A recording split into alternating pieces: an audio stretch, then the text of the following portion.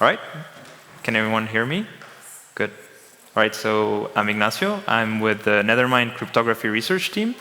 And today we're going to talk about an important property of certain proof systems, in particular zero-knowledge proof systems. Just so we make sure that we all understand what we're talking about, so what are zk-SNARKs?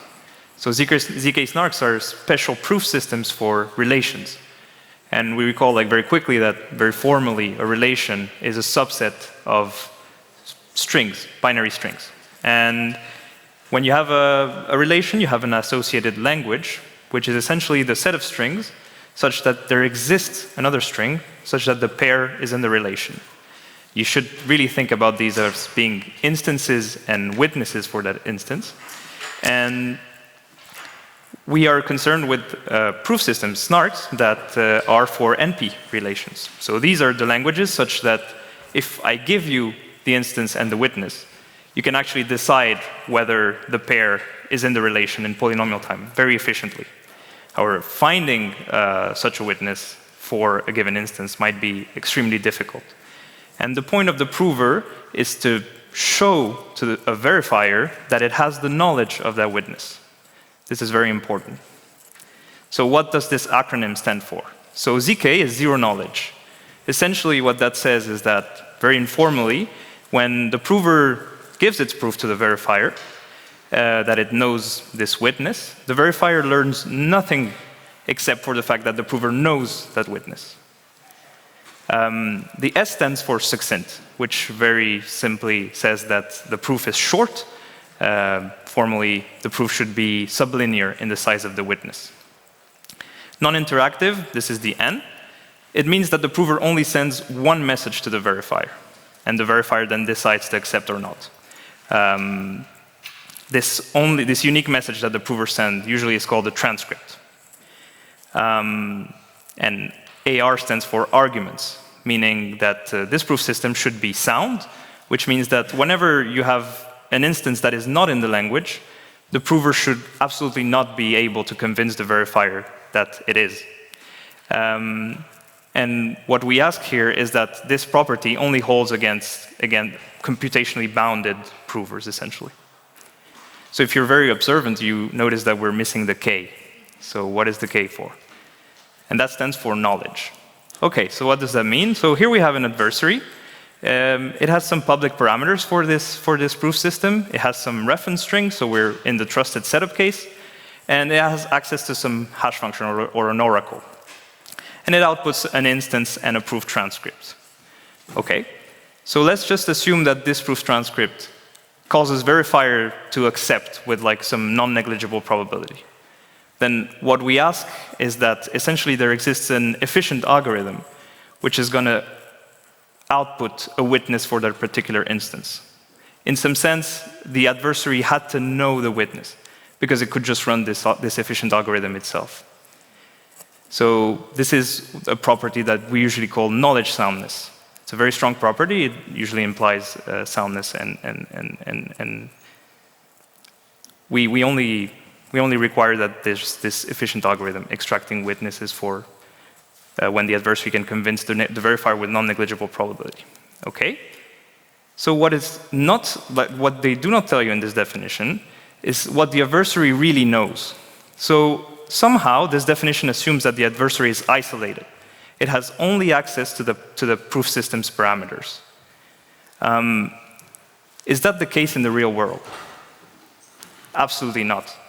In the real world, what the adversary has, if your proof system is running, for example, on a public blockchain, the adversary not only has access to the proof system's public parameters, it also has access to a lot of instances of people proving their own statements and the actual proofs of these statements. So what if the adversary sees all of these proofs and then says, well, here is a way to kind of modify them or combine them to prove a statement for which I don't know the witness? This is absolutely not covered by the knowledge soundness definition. So we need, essentially, when we deploy proof systems publicly, some stronger security guarantees.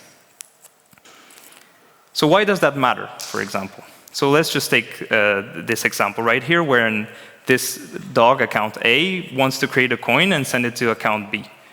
What it does, it sends it to a mixer, and then the account B should claim that coin by essentially showing that it knows a secret. And usually we do this with a proof system, with a zk-SNARK. But now, here's this very sneaky cat, and it sees the proof instance by account B.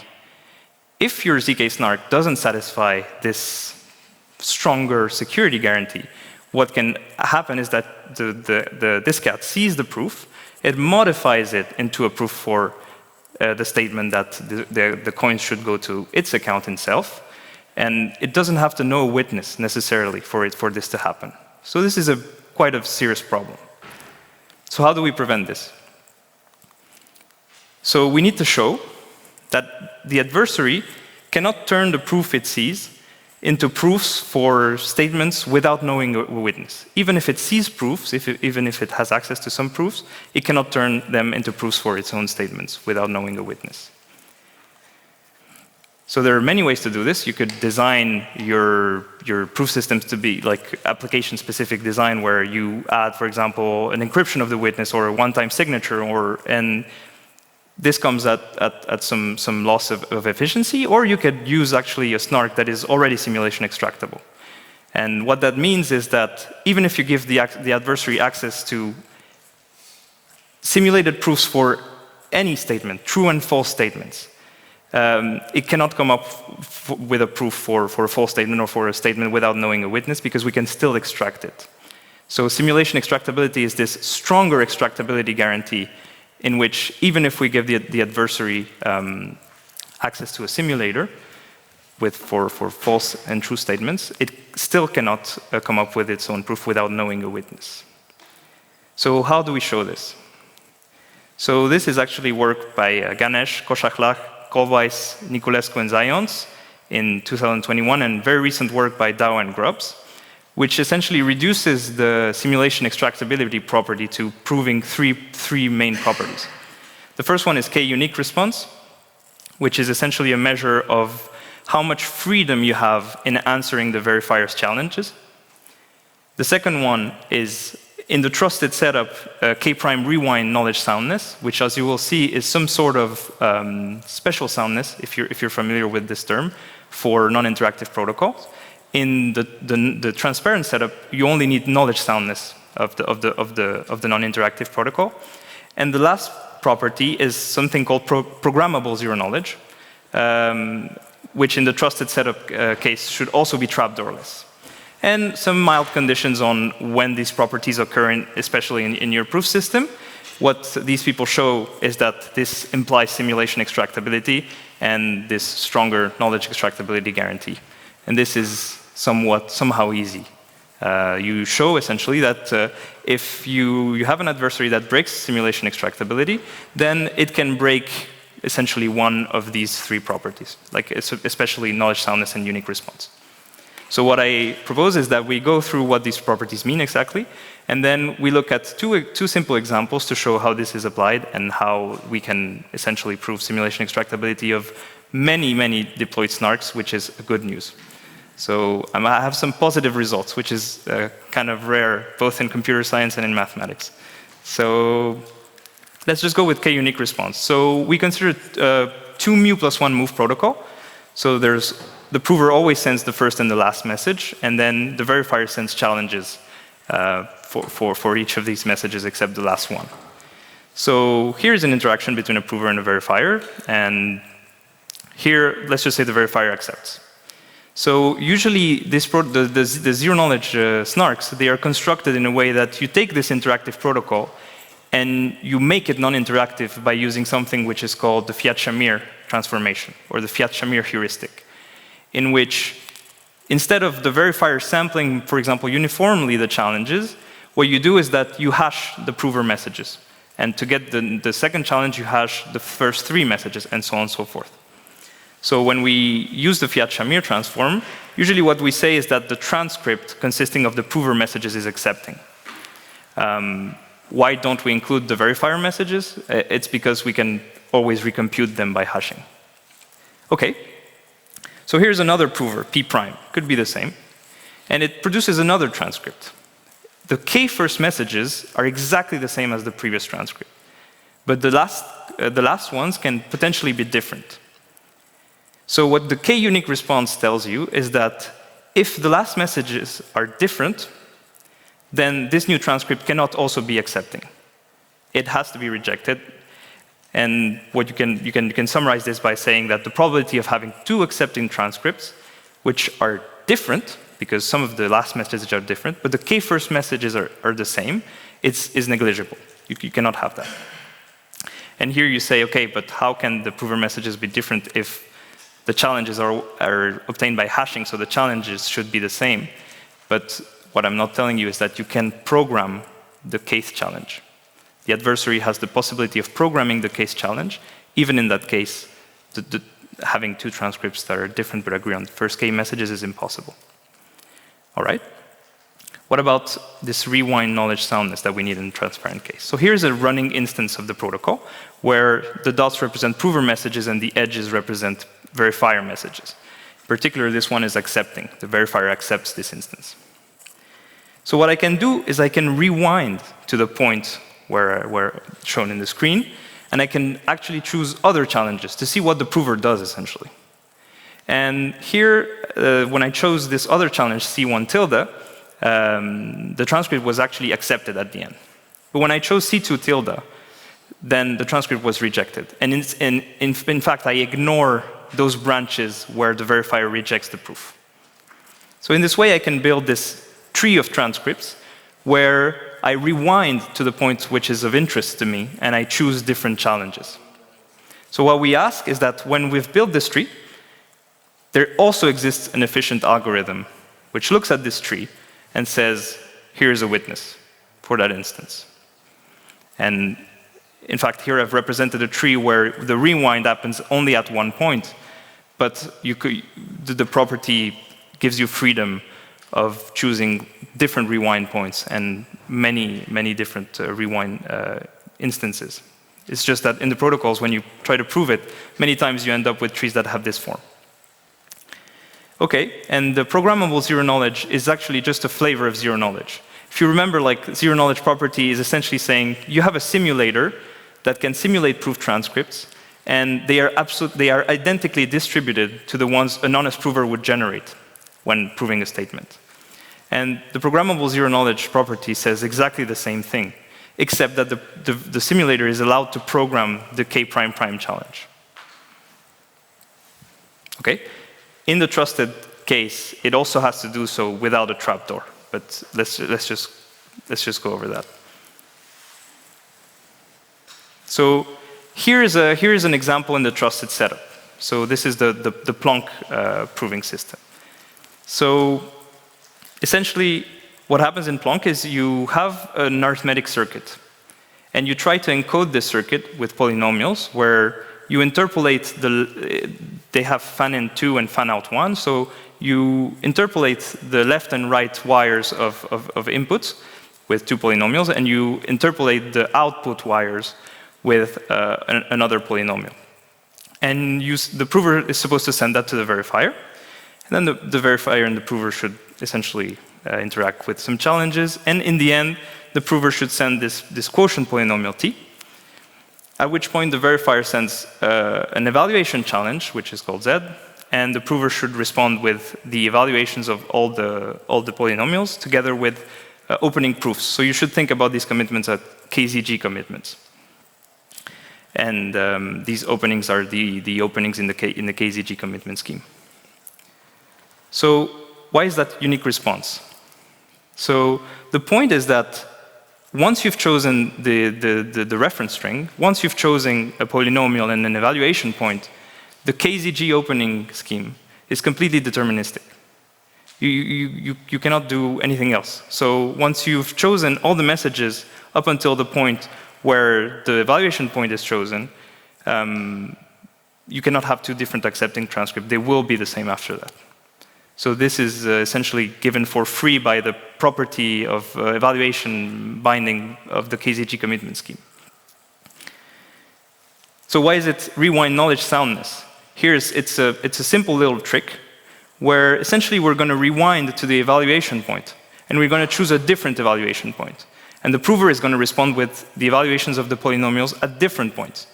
And so, because these polynomials have essentially finite degree, when we get enough points, we are going to be able to interpolate and recover them.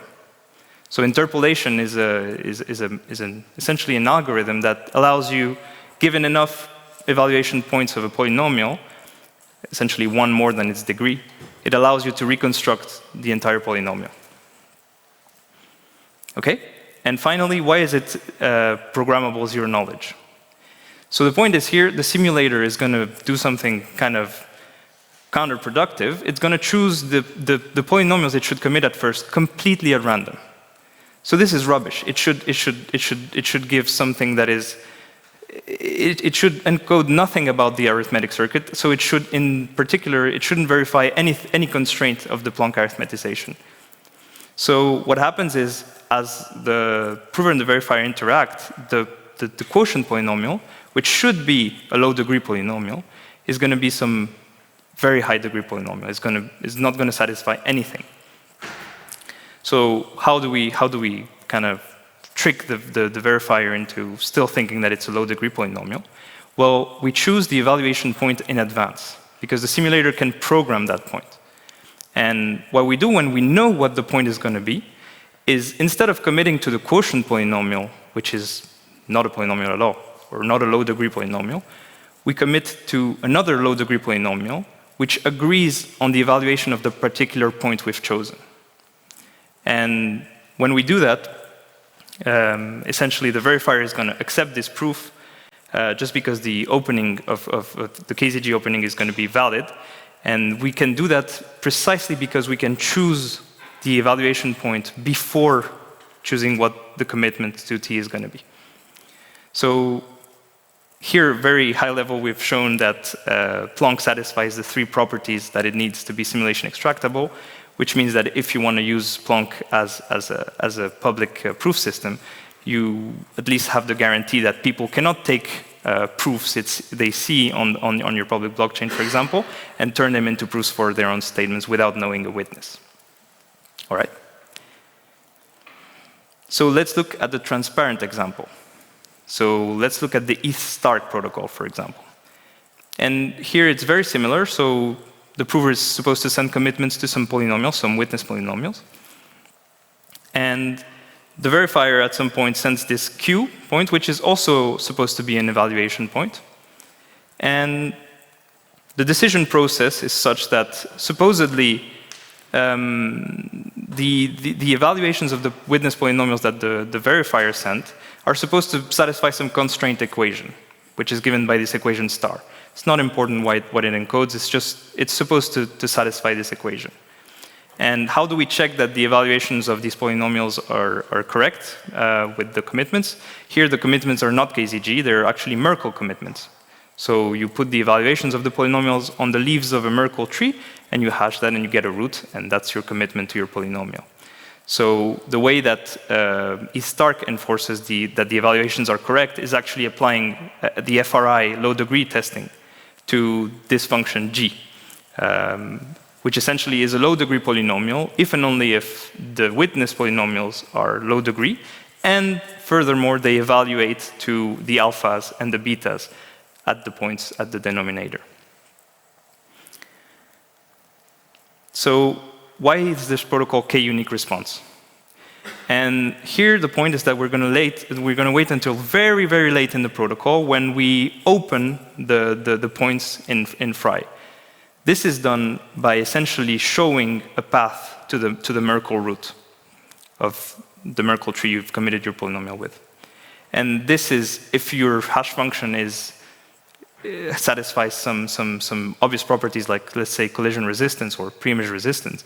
This is going to be deterministic in some sense. Like it's going to be extremely hard for a prover to kind of cheat you into thinking that it's opened correctly because it has to find essentially collisions in the hash or like preimages in the hash. And why is it programmable zero knowledge? So here the technique is essentially similar to what we had for Planck, is that the simulator is going to choose the polynomials completely at random.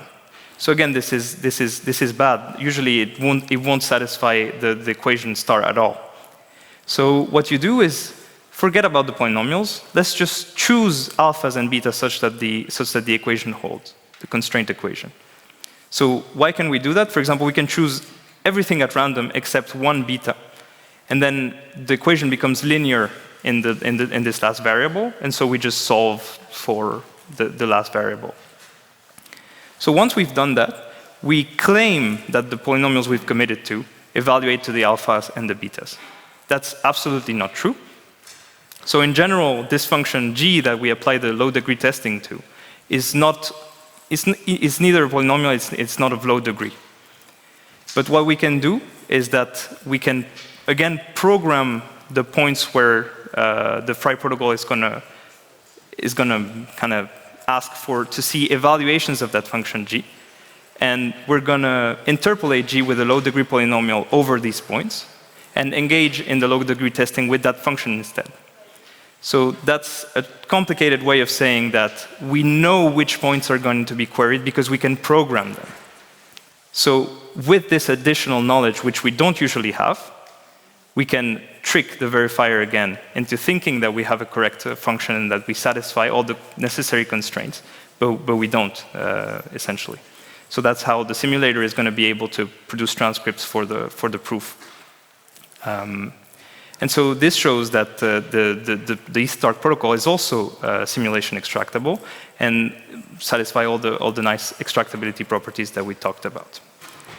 And now, if you're very observant, you notice that, for example, in the Planck case, the way the protocol was set up mattered for how these properties were found.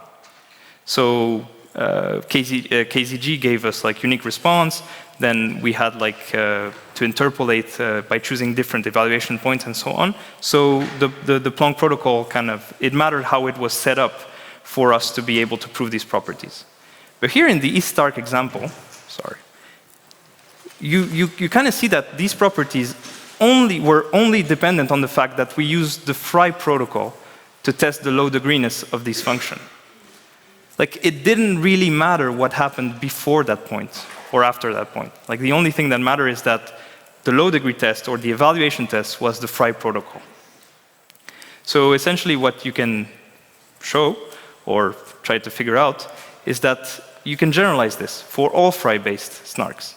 And when you have a Frye-based SNARK in which the decision process of the verifier is such that it accepts if and only if you have polynomials verifying a certain constraint equation, and the evaluations are checked using Frye, again, you can use the same exact tricks and show that essentially this will also satisfy simulation extractability and this stronger simulation extractability guarantees.